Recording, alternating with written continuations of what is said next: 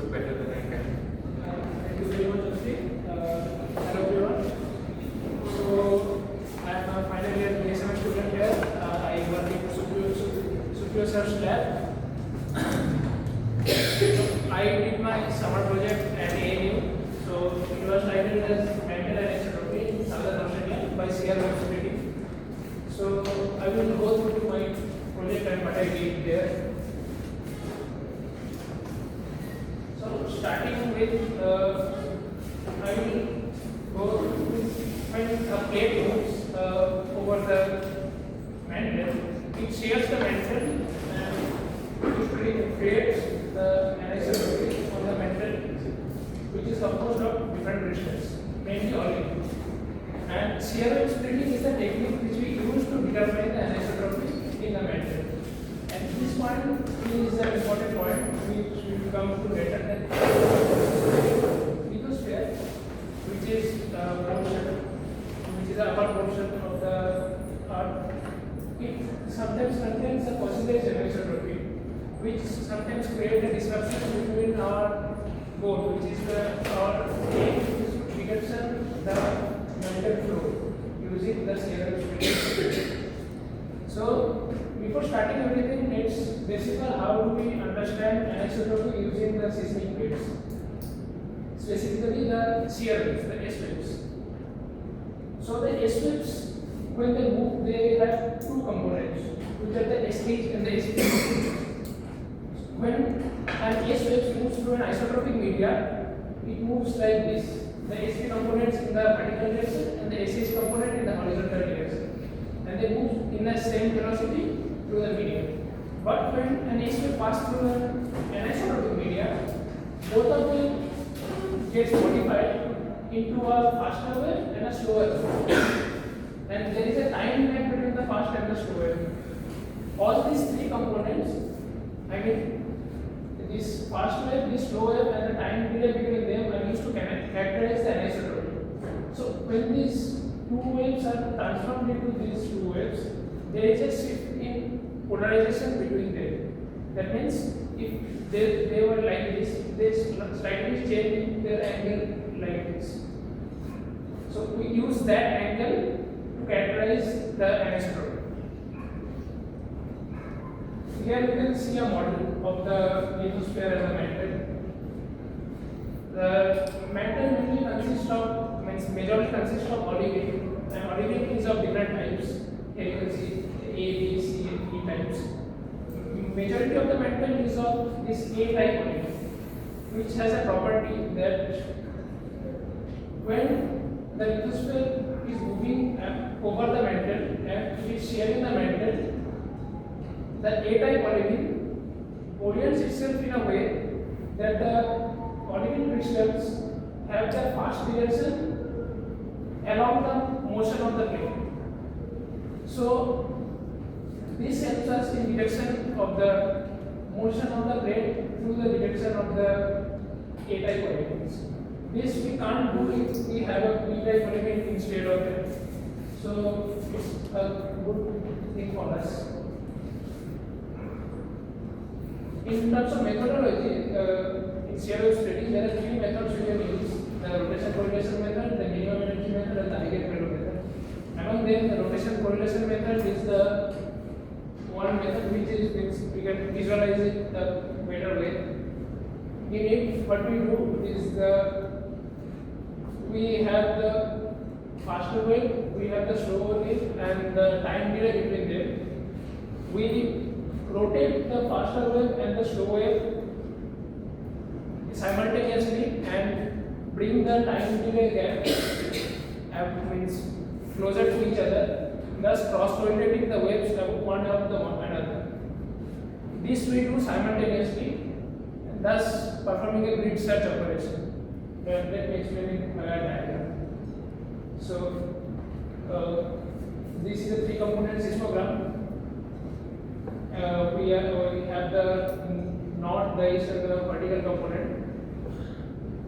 We first select the component which we want to observe, which is the SKS component. We select the faster and the slower component, which is the Q and the T are radial as a transverse one. Here. So these are the two components. We cross-rotate it one above the another, simultaneously rotating it. Thus, this one transformed into something like this. You can see a good cross-rotation above one another. Cross-rotation means both the graphs will look similar. And here you can see a grid search happening, where in the y-axis you can see the angles, and in the x-axis you can see the delay time difference, which we are talking about. So this is the amount by which we have rotated both of these, and this is the amount by which we have shifted both of these above one another. So by rotating these, both of these graphs will look exactly like each other, and by shifting, these will come close to each other. Thus, this peak will match this peak, and this peak will match this peak simultaneously. This graph will become like this. And how you can understand that there is a splitting happening in a shear, means the process is shear loop splitting, right? So initially the particle motion would have been an ellipse, which is oriented towards the back azimuth. This is the back azimuth. Dotted line, you can see it. I don't think you can see it. And means initially it would have been an ellipse, and then after the transformation, it would change into a line. There is another case in which you cannot clearly understand if there is a split or not, which is called a null. What happens in this is the whole energy which is there in the wave is there in the fast wave or the radial direction. So what happens? The whole energy is in the radial direction. The transverse or the slow wave is just a flat wave, you can see. So after rotation you can match this, but here the initial particle motion was also linear, and after transformation it stays linear. So here you can't detect a phi or a delta t means from this. So here both of these parameters don't make any sense. These measurements are important just to detect whether the back azimuths are correct or not. These measurements don't make any sense. Moving on to our study area. So this is a map of Australia. This is the state of South Australia. So this is my study area. This portion near the Adelaide region. It's the network is called Snaky. It comes from this name. So 26 fixed stations were put around in all these regions. This is the Eyre Peninsula, this is the York Peninsula, this is the Philippine Peninsula, and this is the Kangaroo. Moving on to the previous results, in the study area, means exactly this region we don't have any results, but we have a result in the northern portion of the Freton, which is the Golar Freton. So the northern portion of the Freton shows an anisotropy, which is characterized by, again I told, the angle and the delay time. So the anisotropy which we see in the northern portion, we see east northeast to west southwest direction. This does not correspond with the absolute plane motion. So that means that this is probably a fossilized anisotropy, which I mentioned initially in the first slide. And here one more important thing is the northern portion of the Golar Freton is composed of a thick lithosphere, and our study area which we intend to study, there we can see some of the portion has a thinner lithosphere, but some has a little bit thicker lithosphere, including a region in which we can see a transition between thick to thin lithosphere. So we hope to see that this type of anisotropy should not be observed in this region, because this region is not like this. In data section we selected earthquakes which had SKS phase and PKS phase and had magnitude greater than 6. The SKS phases earthquakes are selected from regions which were at epicentral distance from the stations from the stations. The epicentral distance was between 90 degree and 150 degree.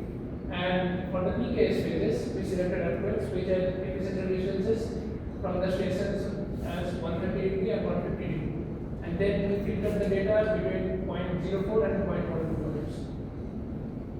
And if we see an SKS distribution, it will look somewhat like this.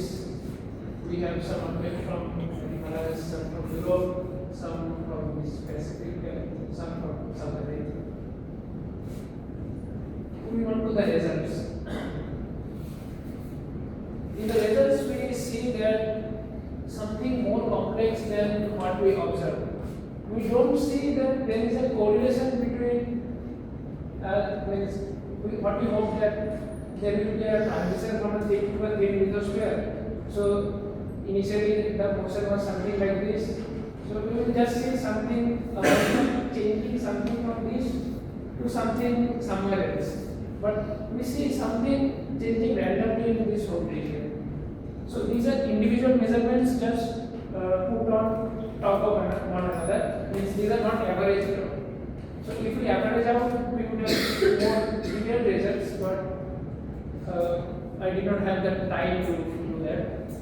So here we can see that there is a large amount of scattering, but in these stations we see the data is not that much scattered. It's tightly covered.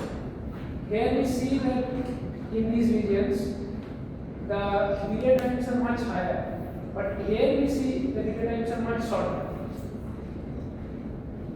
These data, these, we see they are similar to this east northeast to west northwest. But again, in this region, we see they are almost not subtrend. So something peculiar is happening. So we need to investigate more interestingly.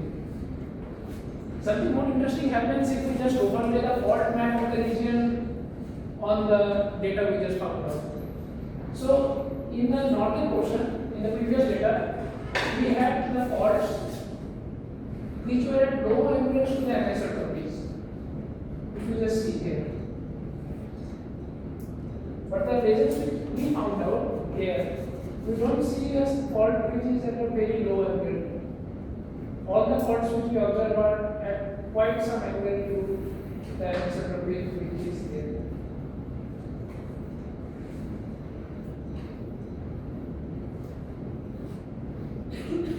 Moving on, we had some null results. Here we plot the null results as crosses instead of bars, because in case of nulls, as I said, we can't clearly tell that whether that since the 100 and dt does not make any sense from the null result, so we can't say that whether among the cross this direction or this direction, which one is the past direction. So we mark both of them, and generally what happens, the null map and the